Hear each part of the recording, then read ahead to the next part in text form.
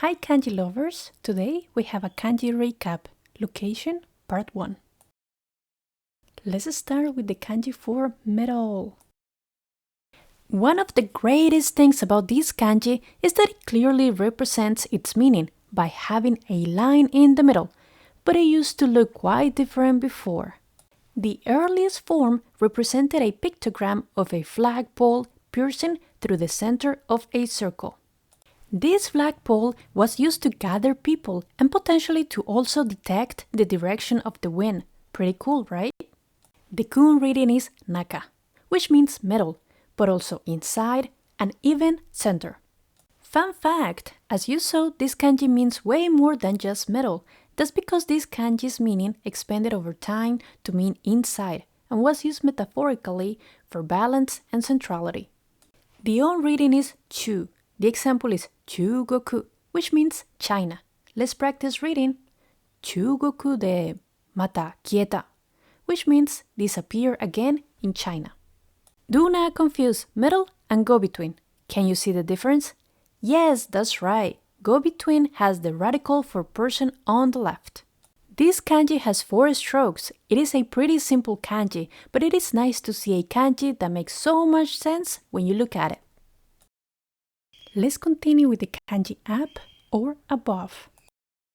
Have you ever wanted to level up your kanji skills? Well, perfect timing, as today's kanji is all about going up. In ancient China, this kanji started as a simple pictograph of a line above the ground. This symbolized something higher or above. Over time, it became the kanji up we know today. Fun fact, do you know? The kanji up is not just about direction, it also means superior and best. That is why if someone tells you, Nihongo ga ojousu desu ne, it means that your Japanese is very good. Kun reading is ue and nobo. The examples are ue, which means up, and noboseru, which means to raise. The on reading is jo. The example is jousho, which means rising. The sentence is Kaimen jousho no survival, or surviving rising sea levels. Do not confuse up with stop. These two came from completely different roots, as up has always been a line above, while stop was a footprint. This kanji has 3 strokes, and it is one of those you will find pretty much everywhere you go, including names and places, so a good one to remember. Now let's do the opposite by doing the kanji below or down. This little guy right here means below, under, or down, and the very first version looked a bit different from the modern shape. Even after the evolution, this kanji still kept the ideogram of a simple line with something beneath it. The kun reading is shita, and the example is shitagi, which means underwear. Here we have kanoyo no shitagi, or her underwear. The on reading is ka. The example is kako, which means fall or decline.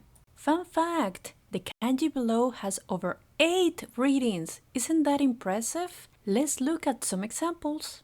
Orosu, to lower. Oriru, to get off. Gesui, sewage. Kudasaru, to give. Do not confuse. Below and above can easily be mixed up, but if you look carefully, below looks like a line is underground, while above has the line above ground. This kanji has 3 strokes. Who would have thought that such a simple kanji could actually have so many readings? Let's move on to doing the kanji right, as in right hand. Today we're talking about the kanji right, as in right hand, so let's dive in. This kanji is made of 2 parts. Do you recognize the bottom? Yes, it is mouth. Then we have the top, which is a variation of hand. The theory states that in ancient China, the right referred to high status and nobles. Those with authority were the ones giving official statements or prayers. Since speaking and authority were close together, a hand and a mouth form this character. Fun fact! Do you know that both right and left are also linked to Shinto shrines? When visiting a shrine, tradition says to walk on the right or left side, but never the center. That is because the center is reserved for the kami. Kun reading is migi. The examples are migi or right and migite or right hand. The sentence is Teso no migite hidarite do chigauno. What is the difference between right and left palms? The on reading is u. The example is usetsu or turning to the right. Do not confuse right with the stone. Remember that right has the hand while the stone is a cliff on top. This kanji has 5 strokes and it is one of those basic kanjis you need so that you don't get lost during your trip in Japan. Last but not least, let's do the kanji left. Have you ever wondered why this kanji means left in Japan? Let's break it down. Originally, the kanji for right and the kanji for left looked very different before, and left was meant to be a mirror image of the kanji right. Eventually, the kanji evolved into a more complex shape that can be divided into 2 parts. The top is the variant of a hand, while the bottom you might recognize it from the kanji ko, which was originally a tool.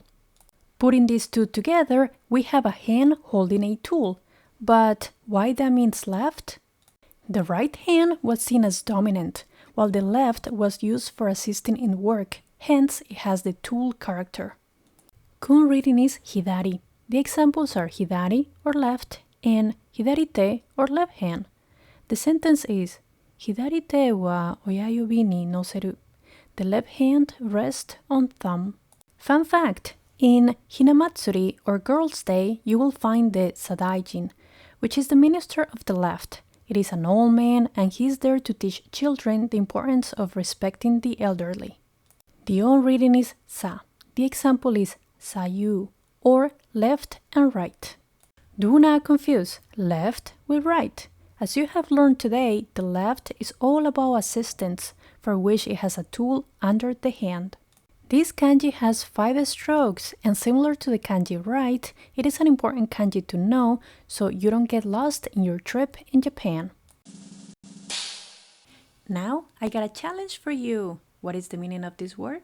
Type it in the comments. Thanks for watching, and if you enjoyed this video, don't forget to give it a like and subscribe to my channel. Yay!